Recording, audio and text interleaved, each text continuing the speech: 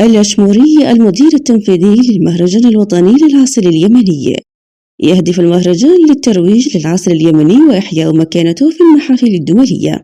أكد المدير التنفيذي للمهرجان الوطني للعسل اليمني الأستاذ سطام ناصر الأشموري إن هدف المهرجان الذي يقام في العاصمة صنعاء إلى الترويج للعسل اليمني وإحياء مكانته في المحافل الدولية والارتقاء في تسويق الماركات اليمنية من هذا المحصول، كما يهدف إلى تعزيز دور العسل اليمني في النمو الاقتصادي والوصول بمنتجاته إلى الاكتفاء الذاتي.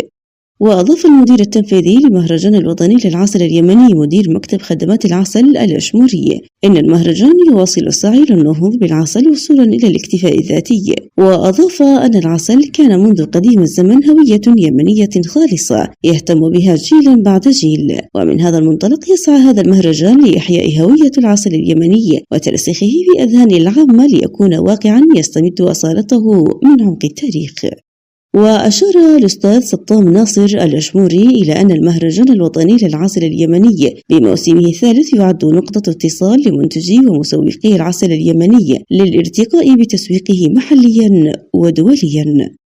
ويرى الأشموري أن المهرجان في المقام الأول هو مهرجان توعوي للمواطن المستهلك بالقيمة الغذائية لاستهلاك العسل المحلي ضمن النمط الغذائي اليومي للأسرة. وأشاد المدير التنفيذي الأشموري إلى دور التجار العسل من مختلف المحافظات في المشاركة الفاعلة في إقامة المهرجان الوطني للعسل اليمني بموسمه الثالث.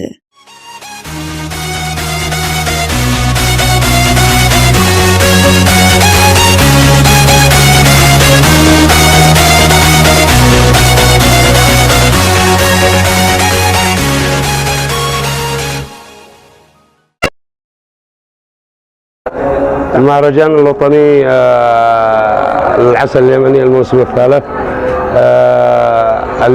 اليوم الختامي إن شاء الله.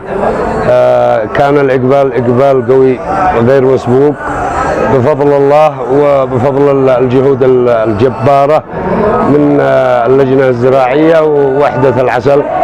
وإن شاء الله في مهرجانات قادمة في المحافظات، قافلة مهرجانات تبدأ من أب وتنتهي في الحديدة إن شاء الله.